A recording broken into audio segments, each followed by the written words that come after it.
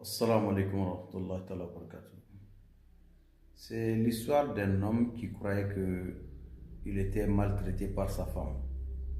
C'était un marabout et chaque jour, sa femme lui faisait vivre le calvaire. Alors un jour, elle dit à sa femme, Madame, moi je vais rendre visite à mon marabout qui se trouve à X endroit. Il se trouve qu'il a un marabout qui est dans un autre pays. Donc je vais aller lui rendre visite, voir comment il se porte avec sa famille. La femme lui dit non, il n'y a pas de problème. Si tu veux, tu prends même 3 mois. Le monsieur, il se prépare, il part en voyage. Il arrive chez son maître, son marabout. Après les salutations, on l'accueille, on l'installe. Après, il passe la nuit. Le lendemain, il voit que c'est le mari qui se réveille, il fait tout. Alors, le soir venu, parce que la journée, tout le monde sort pour aller à des affaires.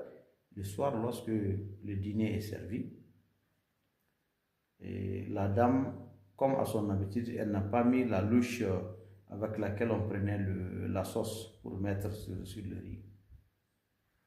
Bon.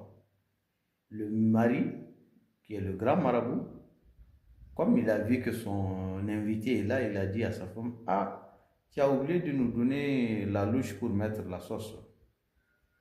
À partir de sa position assise, la femme prend la louche. Et je rappelle que la louche, elle est métallique. Et il y avait aussi de la sauce parce que les femmes ont mis de la sauce. Donc elle a jeté la louche vers son mari. La louche est venue cogner la tête du grand marabout et a sali les habits. Donc, malgré tout, le mari n'a pas réagi. Il a mis de la sauce et ils ont mangé. Ensuite, il a essuyé son front, il a changé d'habit. Bon, au cours des causeries, il a demandé à son disciple, alors, qu'est-ce que tu es venu chercher? Combien de temps comptes-tu faire? Il dit, non, non, je suis juste venu te voir et d'ailleurs, je repars demain matin si Dieu le veut. Donc, c'est pour dire que chaque jour, on apprend un peu plus.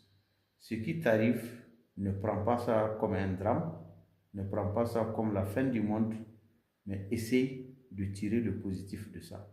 Je ne dis pas qu'il faut vous laisser dominer, marginaliser ou piétiner par vos épouses, ou même que vous fassiez ça à vos épouses, mais essayez de tirer le bien dans toutes les situations qui se présentent à vous.